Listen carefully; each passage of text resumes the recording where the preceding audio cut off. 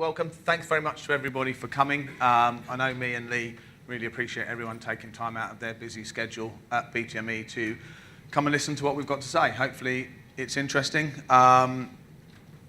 It's been brilliant when we were looking at doing this. We had such a great uptake of people wanting to come and listen that I spoke to Sammy and said, could we get a bigger room or could we do it a different way? And she said, well, let's discuss what the options are. And so we've decided that it's going to go out, I don't know if any of you know, but it's going out live on YouTube. So it's the first time ever at BTME that we're going to screen it live, and it's just going straight out on YouTube now. So hopefully it's going to be a real success. If anyone who's going to do some streaking or anything, then just, now, this is the only seminar you don't want to be doing that.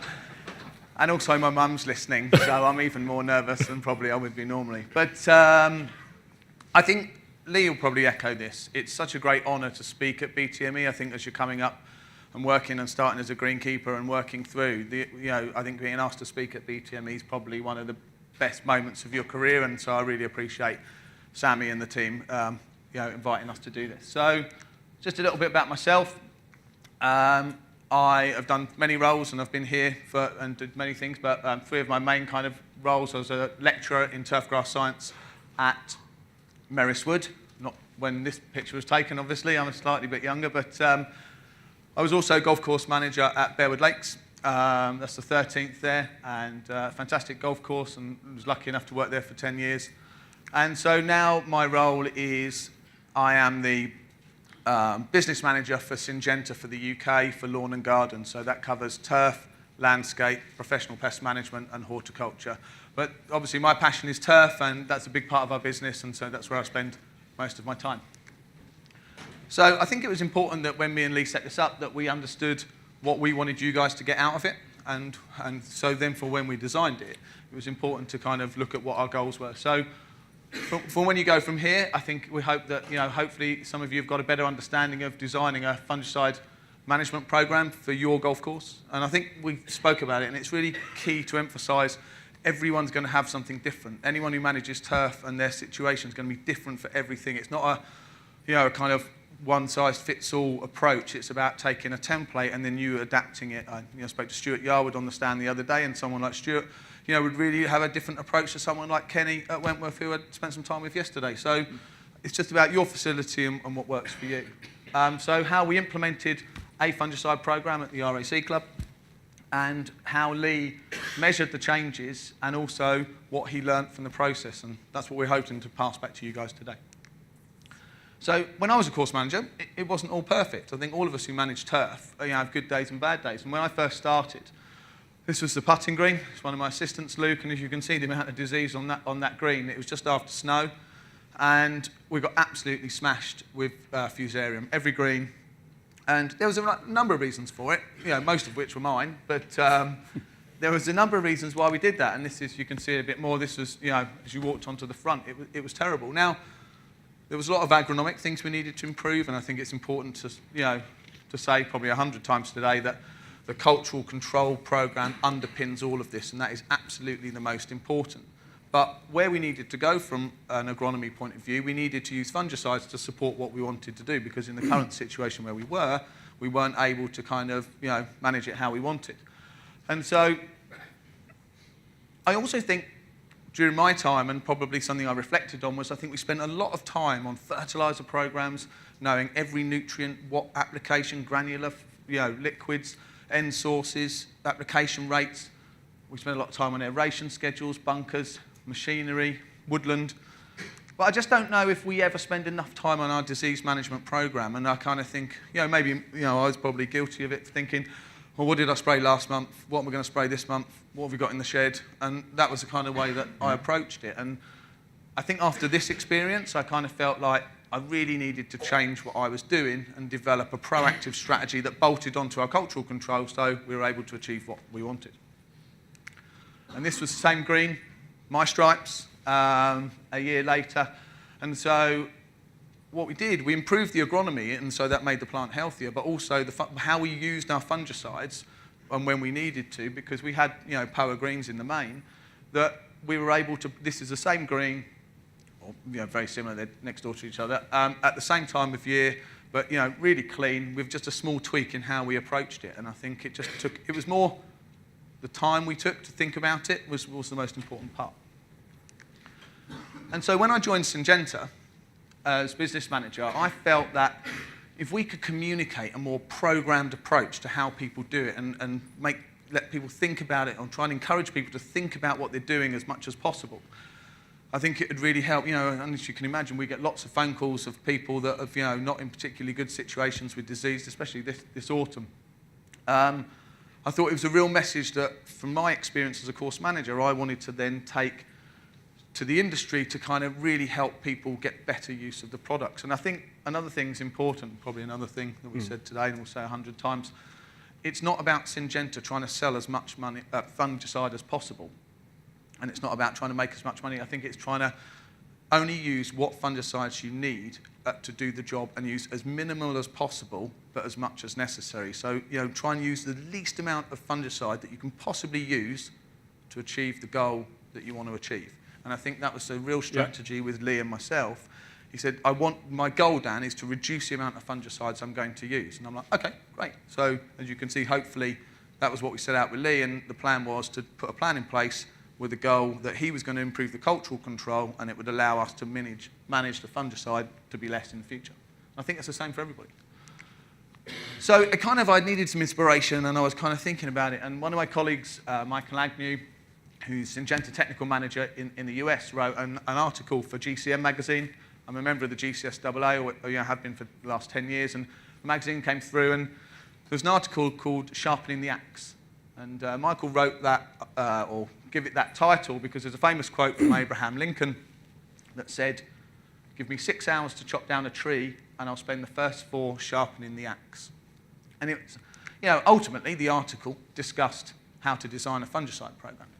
But in reality, the real message was about planning, and that's where the quote came from. It's about taking time to plan what you do. The execution, especially of spraying greens, probably didn't take that much time, but it was to make sure that you did all the planning first, and so the rest of it was quite straightforward.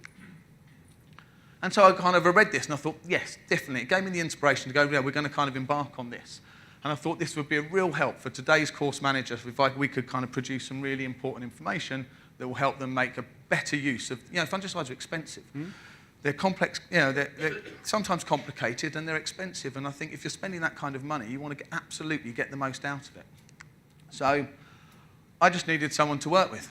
And with a bit of luck, here he is. Good afternoon. For the people who don't know me, I'm the golf course manager. I'm Lee Strutt, the golf course manager at the Royal Automobile Club. The club's situated in the southeast of England, just inside the M25, which we all now recognise as the centre of the world, so it's the most important thing. The club, we have 2 courses. We have the old course and we have the coronation course. Fundamentally, when I first went to the course, the club had already had a strategic review of golf. They understood that, for a lot of golf courses, is that it's lost its identity. It's lost its downland identity. So that was one of the key factors that we had to start addressing. And, over time that they were prioritising work on the estates and not on the golf courses. So the playing surfaces started to suffer. And also long-term funding onto the course, wasn't appropriate to the size and nature of the site compared to all the other outlets. So the course suffered. So one of the key things that we had when I first got there, I actually wanted to take some samples that you could see here. And I think one of the things that I kind of really want to say before I go into all of this is that, and it's something that me and Dan have already discussed, that this isn't a reflection on my predecessor, and it's not on the predecessor of any golf courses that you inherit. They have their own problems and own situations, their strengths and their weaknesses. Yeah, and this is the issues that I inherited, but they're not necessarily, my predecessor might have been already addressing these. And I think it's quite keen that this is not about bashing anyone, but this is a problem that I had. We had compacted upper root zone layers, we had poor percolation, we had poor root growth, so that's what led to a really weak plant. But I was fortunate because there was minimal thatch and minimal organic matter. So I knew that, as a starting point, actually I wanted to know what I was dealing with. And actually, record this so that as we move forward, we can actually see the improvements that we've made. So as you can imagine, with weak turf, disease outbreaks were very common, which then led to, we had a lot of moss, surface black layer, and ultimately, you're left with a real crummy playing surface. So, we knew that there had to be change. We looked at implementing a nice structured aeration program to look at these compacted root zones, look at getting better percolation to help the rooting. There it comes. We had deep tining as well as shallow tining. We looked at the top dressing that we had, and we wanted to refine that and have a better medium coarse sands. Found a really good material. However, supply during the summertime was really difficult and very infrequent. So I knew that was a factor into changing from maybe summer maintenance schemes to winter aeration schemes. Both courses would tend to do about 60,000 rounds a year. Even though we're a very private club, golf was very popular, so the playing schedule during the summer was just impossible to fit stuff in. So we looked at implemented this aeration system that would go through the winter time. We're very fortunate. We kitted all the kit out, put floodlights on and everything, so the guys work out early morning so we have the courses closed and we can get out and actually get the work done, which is really important. Success was good, but we were still hampered by disease activity. That was part of the strategy that was actually not really working very well. In the past, probably 9 years ago now, when I was working at Richmond Golf Club, my disease management would be is that, I'd see a bit of disease and then I'd make a decision, is that just going to just burn itself out or is it going to really flare up? And you had products like Daconil, chloraniphenol, put it down and it would nail the disease. Brilliant, fantastic. Then I left Richmond and I went to Scotland and had done a construction grow-in with fescue. And I just worked on take-all patch. That was my only issue.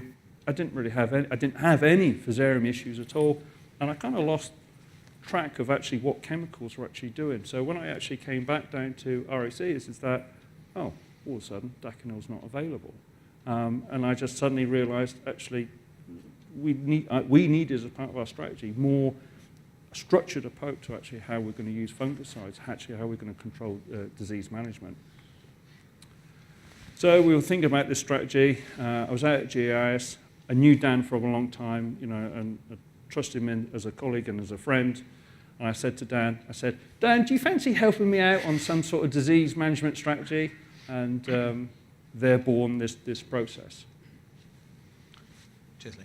No, and that was brilliant because, it was just really good timing because then Lee came and spoke to me and said, I need some help. And I was kind of thinking, okay, well, how could I put something together that would really help, communicate the message that we wanted to communicate. And so I thought, I said to Lee, what we could do, we could put a fungicide program together.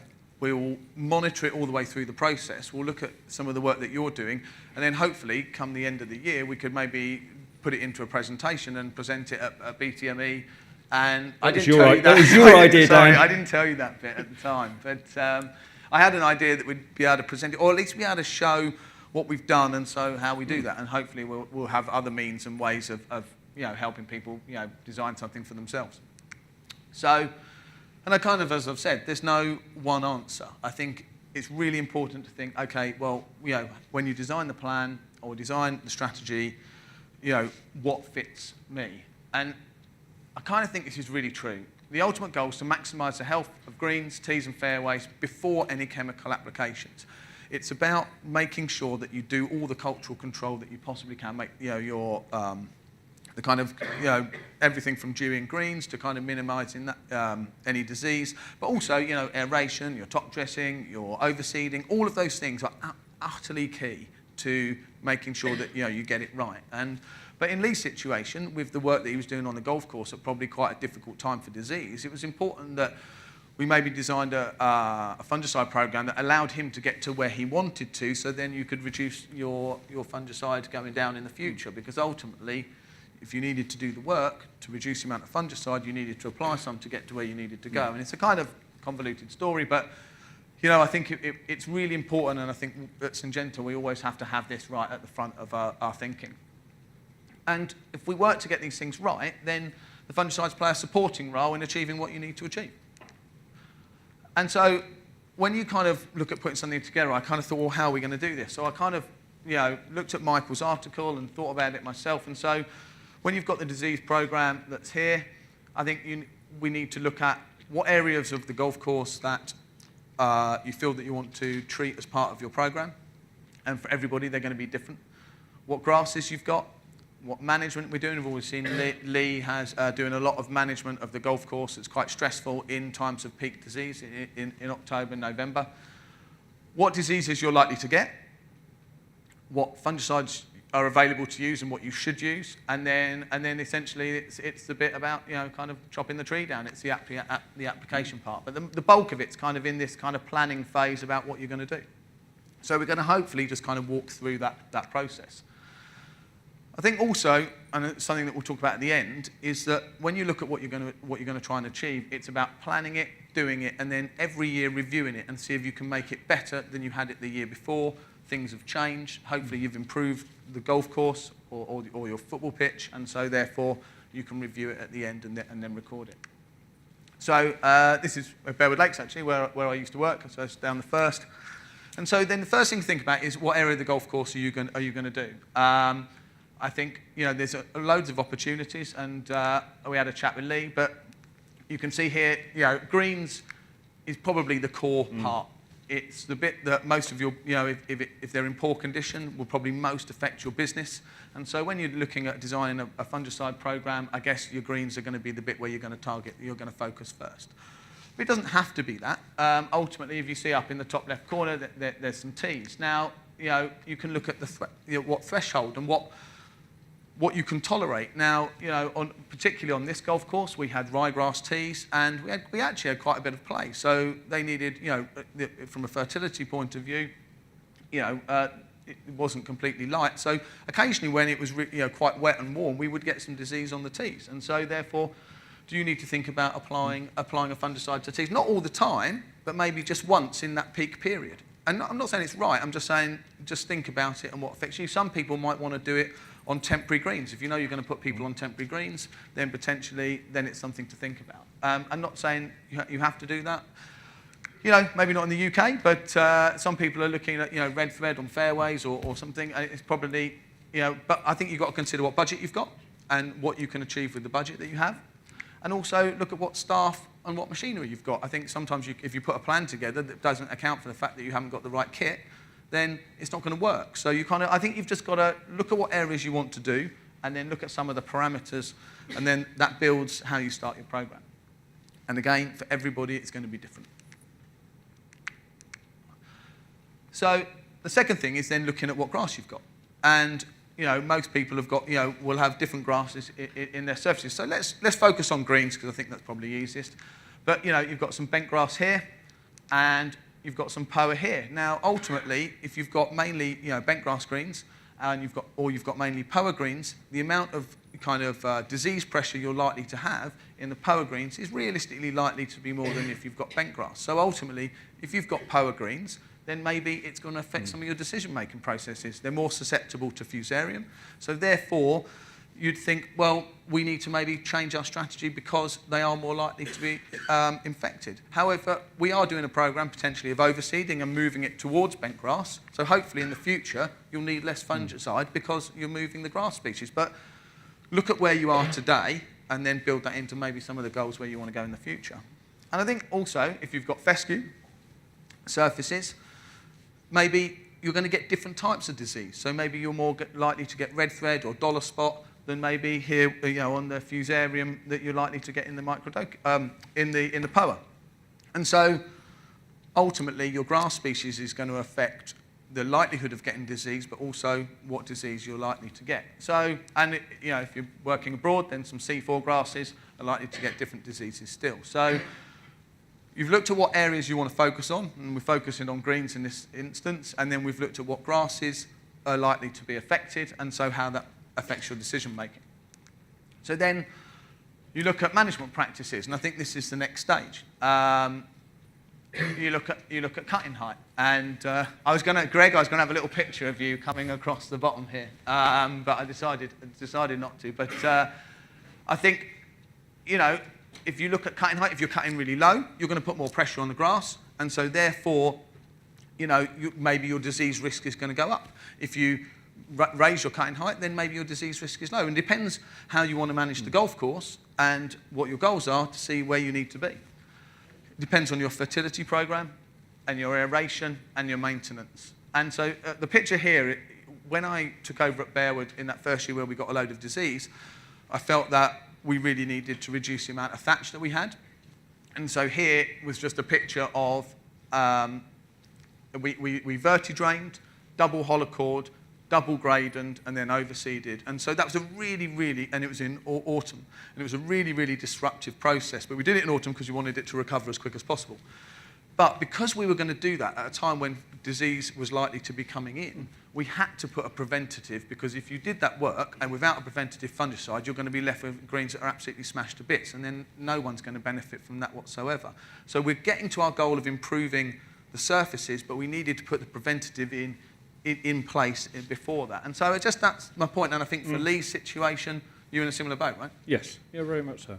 And so also the other thing to think about is timing, and sort of like, when are you going to spray, how are you going to do it, and build that in. So you look at your area, look at your grass, and look at what you want to do to that golf course or those greens or that football pitch to get where the goals you need. And I think, interestingly, I brought it up before, but speaking to Stuart about Lim, and he's got the golf course where he wants. He doesn't need to do a lot of aeration, the fertility program. The members, are happy with a threshold of maybe 5 to 10% disease, and so if you get a little bit, then it's not a major problem. He looks at it maybe taking out some of the weaker grasses. At Bearwood, where I worked, if we had 10% disease, I'd be in the secretary's office every 5 minutes. And so it really depends on a whole parameter of factors and you thinking about what suits you. So, and anthracnose is a really good example. So you can see here some work that Bruce Clark did at Rutgers, that it just shows that with anthracnose, the more you raise the height of cut, the less likelihood that your disease incident was going to be less. So as you move your cutting height down, the chances of you getting anthracnose was higher. You can mitigate it with nutrition and get that bit right, but ultimately it was just to illustrate a point that if that's the cutting height you want to be, then that's the risk of disease you're going to have. And you can change that risk by lifting the cutting height, but then ultimately it might affect your green speed. And you've got to kind of think, where am I and what do I want to be? And then that's how you build the plan for yourself. So experience says also looking at what disease you're likely to get. Now, Les, you've been at Richmond 10 years or so, maybe, 9. And so Les has got a pretty good idea of what diseases he's likely to get. And especially with microdochium, you kind of get a good understanding. But I think there's other diseases that you probably don't have a good idea about. And Lee had only just taken over at the RAC, and so what his fairy ring issues were or how much bad the anthracnose was going to be, if he got any at all, is kind of questions that are more difficult to answer. You can ask the guys and ask some of the staff, but you kind of want to see it for yourself. And so it is quite difficult to get to where you to understand. So if you see on the right here, we've just launched, if some of you might have seen it already, a new website. Our Greencast website has been upgraded, and it's on a new platform, and it's much easier to use. And what we have, if you next to the homepage, there's a weather bit, and we've got historic disease. And so Greencast can really help. So what I did for Harrogate this week, I went back 2 years, and you can look at the likelihood of getting anthracnose and fusarium for your site. So Lee, who's sitting at the front, has recently taken over as golf course manager at Windlesham, and maybe he doesn't have a good idea of how that site works. So he can go back into Greencast, put the data in, and then say, okay, and you can see here that, for Harrogate, around October, there's a real peak here about when the fusarium's likely to get particularly bad. And you can see, and if you go back in time, you can then really understand on your site when those peaks are coming, so then you can put a preventative plan in place if you want to, and it gives you real good understanding. You can see, I put anthracnose in here, and you can see it's probably not too bad, but when you looked at Lee's one, because he's further south, it was a little bit higher, and so maybe we needed to build that in. But I just think it's a great tool, and I just wanted, not many people use it, we don't get a lot of people going on it, but for your golf course, if you just wanted a bit of a snapshot on, God, when do we get disease? And every year, you've got a spike on October the 1st,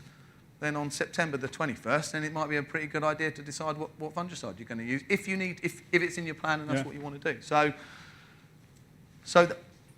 Greencast gave me a really good idea of what diseases Lee had and how I needed to build a plan to suit what he wanted.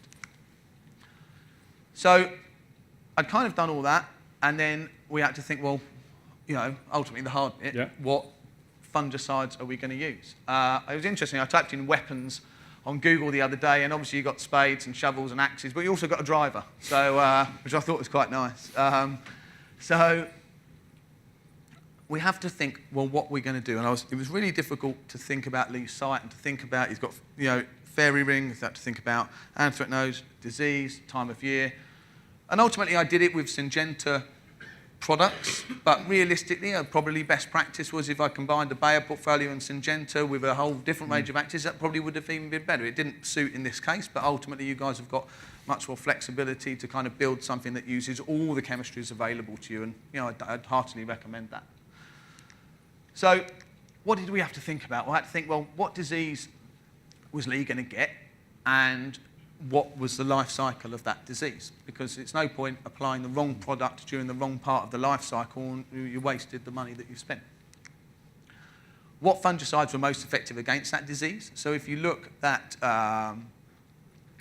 microdocking patch, there's a load of different products with loads of different modes of action that all work on Fusarium. Yeah. However, I also needed to look at some of them are better than others. At different times of year, they work better. So we needed to pick the right fungicide for the right time, but also we had to think of some of the other factors that were involved in it.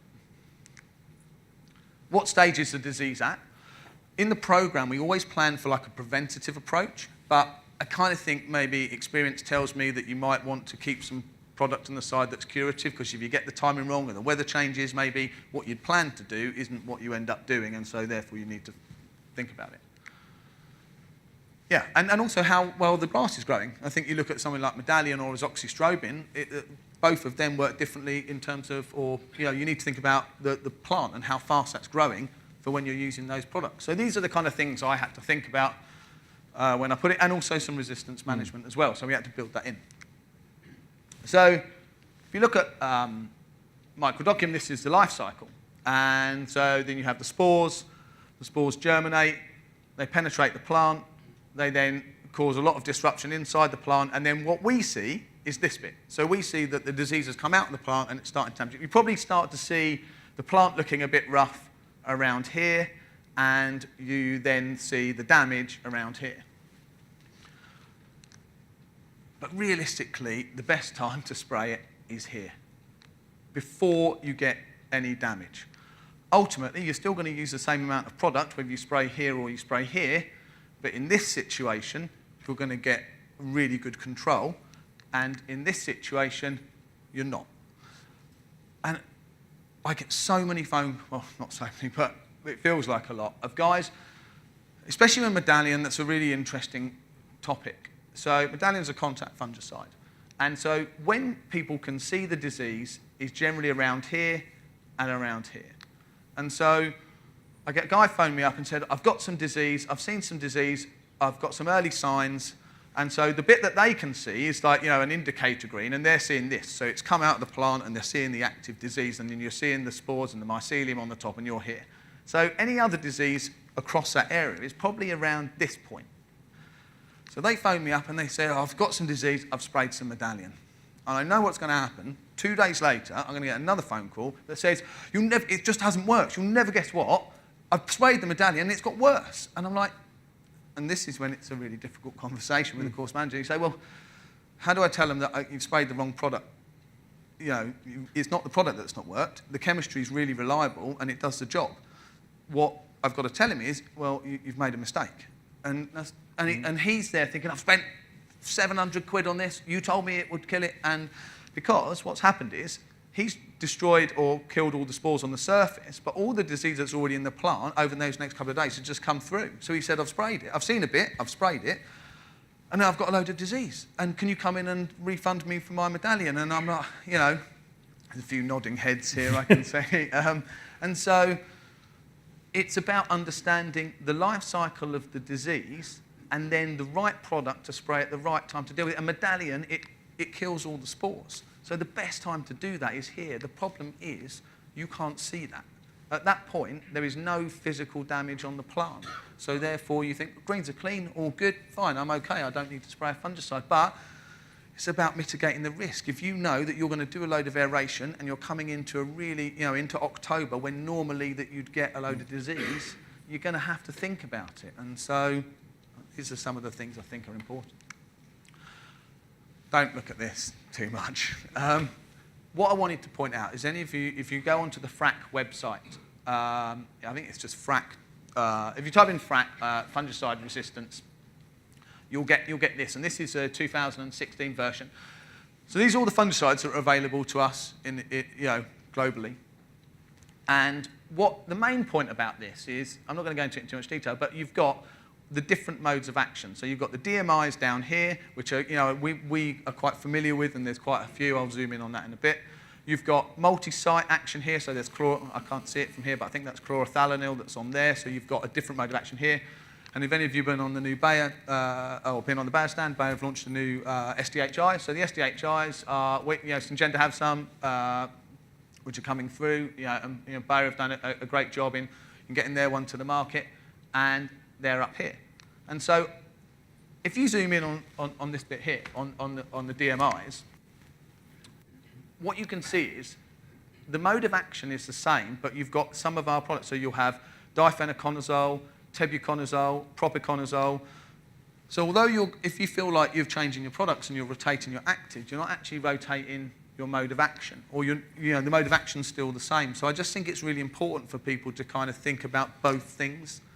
It can get a bit complicated at times, but there's loads of people to help you. Syngenta work with some fantastic distributors. Sheriff's here this morning, or this afternoon. And you can phone them up and say, look, can you just help me through this process? Because not everyone's an expert in everything. I think as a golf course manager, you've got to try and be brilliant, a jack of all trades. Next minute you're digging out an irrigation sprinkler or sitting in front of a greens committee. So, there are people to help you, but ultimately just think about the mode of action, the life cycle of the disease, and then pairing them up to make sure that they're right.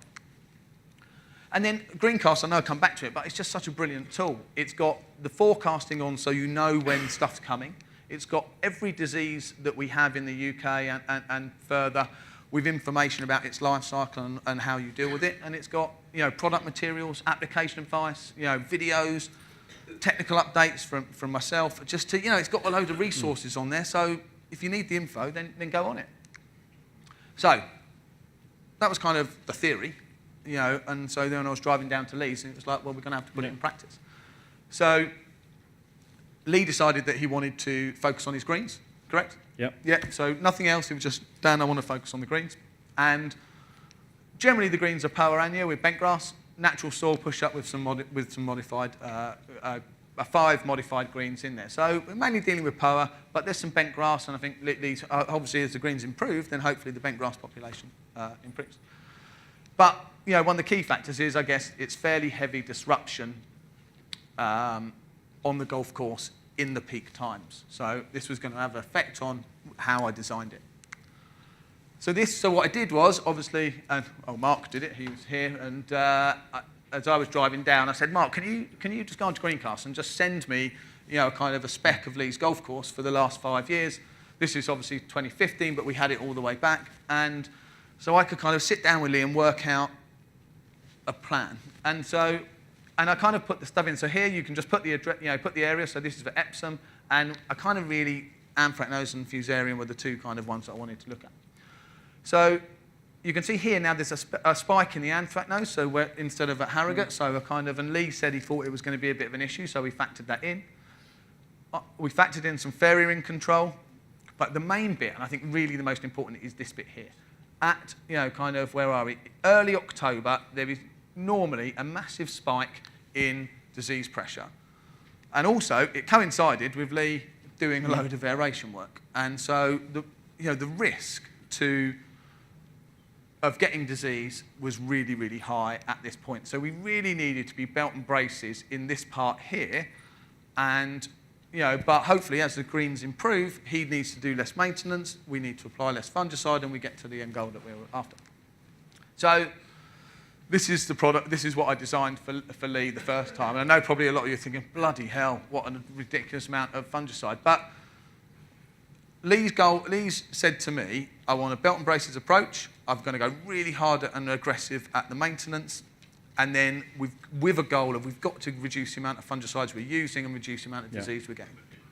So there's 2 applications of azoxystrobin here. And you can see I put the FRAC class here, so we look at rotate in the modes of action as well as the AIs. So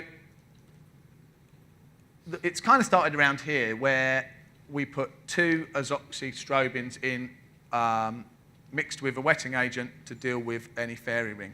2 applications, 14 days apart. But this kind of gave me a real headache because the problem was that it's best practice for resistance management not to have 3 azoxystrobins back to back. And really, I would always say for anthracnose, Headway here is the best choice. I think it's a fantastic fungicide and it would have been perfect. But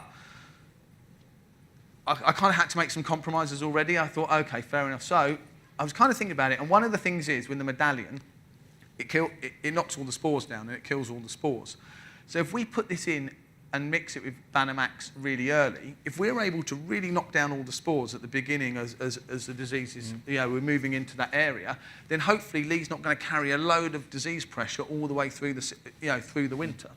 So and then what we did, we just put the Headway afterwards because September's getting much warmer, and so therefore the AZ and the propiconazole is still going to get taken up pretty well. So I kind of felt, okay, we've dealt with the fairy ring. We've looked at reducing the amount of spores going through the season, and we've managed to get what I thought was probably a really cracking fungicide for that time of year into September. So I know that some people are thinking, well, you've put all this in, but what if you don't get it? Some people, well, what if you don't get any disease? Well, it's about the risk, and I think you just have to look at what the risk is. If in Lee's situation, the risk was really high. He's got Poa greens. He's going to hammer the hell out of them in October when he's got massive amount of disease pressure. So as far as I was concerned, he had really, the risk was really high. If you go to see Gordon at St Andrews, when he's not going to do an excessive amount of maintenance, he's got really a climate that's probably much more conducive to, and his grass species is different, then his risk is really low. And so he's not going to do anything like this. But it's just understanding the situation, and I built this for Lee. Fairy ring we've covered, anthracnose we've covered, and medallion we've covered. One of the other things was that in Strata, it's a fantastic fungicide, really robust and works but it's only one application. And so what I decided in the plan was the bit when it was absolutely going to be at its peak in terms of Lee's disease in October, that's when we put the Instrata application in, because that was the one that was really key. We're working, if you come to the stand, you can see that we'll be launching a new fungicide pretty soon, and so I had access to that, and it's a fantastic product. So what I did, I put that into the program for Lee, we built it into the trial, so we kind of had 2 really good working fungicides in that kind of key part for Lee.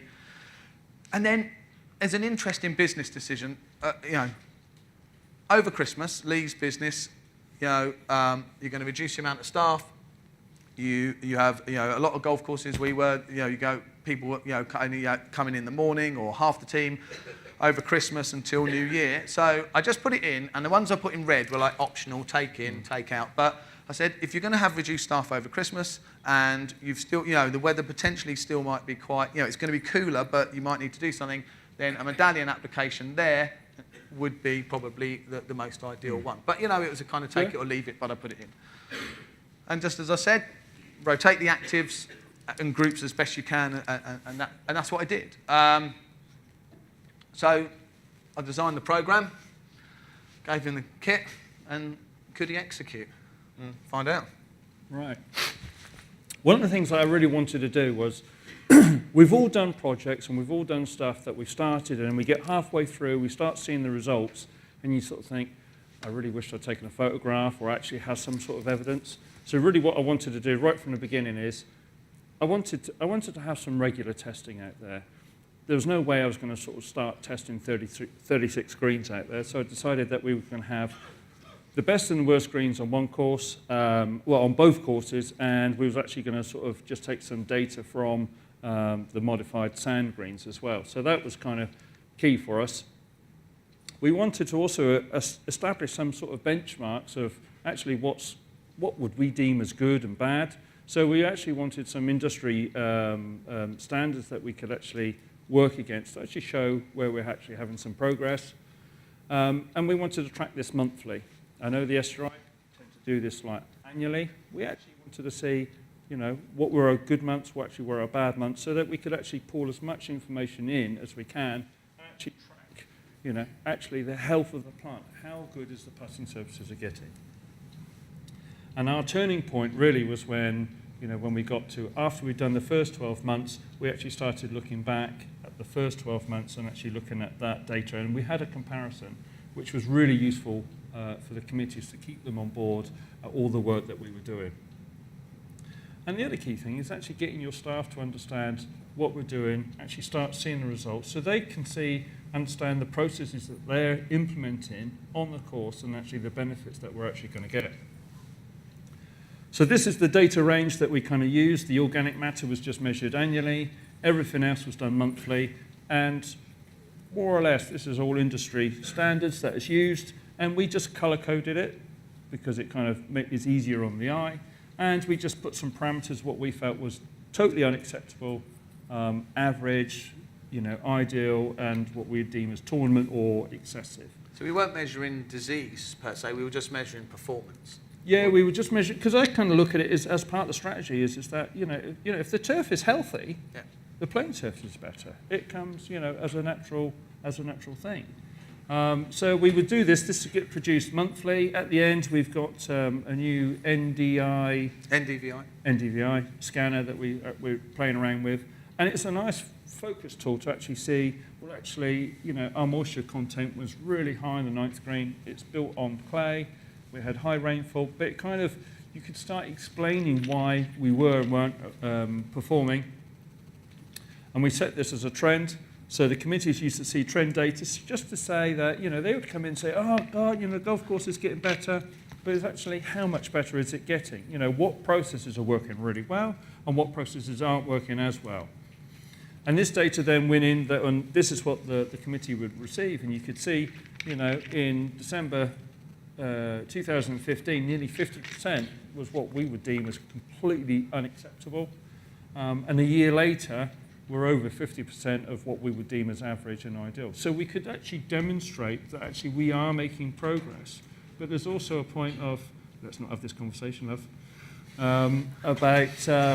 about progress and actually getting the club to understand that investment and going forward is important. But when we can actually start easing back, that we don't have to be so intensive. So that was, that it was about tracking our progress. Yeah, and I just quickly nipping back, I thought what was great is in the second one, you're starting to get some stuff in best. And I think that, it's just great to see that moving forward. So, as I said, it was important to kind of then review what we did. So, sat back with Lee and we said, well, has it been successful? Well, yeah, we felt that fairy ring was not an issue anymore, so we took that out. The anthracnose prevention still needs to be considered because we were having a slightly, you were still working on the greens. And also the December medallion can be moved to January depending on the weather. So then looking at the next year's plan, if you can see we've reduced the amount of fungicides that we're using, which is fantastic. That was the goal. What we wanted to achieve was less fungicides, better greens. So it's, less cost, better surfaces. And brilliant. So hopefully, Lee's come to me. I've developed a plan. It's been successful. Lee's done his part. And the goal was better surfaces, reduce cost. And, we're on our way to getting there, I think. Yeah, I think it's, I'll go through all of this. I think every action has a reaction. And it's good to sort of track and nothing is in isolation. So wherever we change mow heights, where we increase rolling, where we change our top dressing, there's a reaction in the rest of your management system. So it was important for me to actually strengthen our disease management control to actually get to better services, to allow us to do things that we need to do, because the business has restricted it, the approach that I had to take. Cool. Just some conclusions from me. I think take time to study what areas need to be treated and look at it going forward.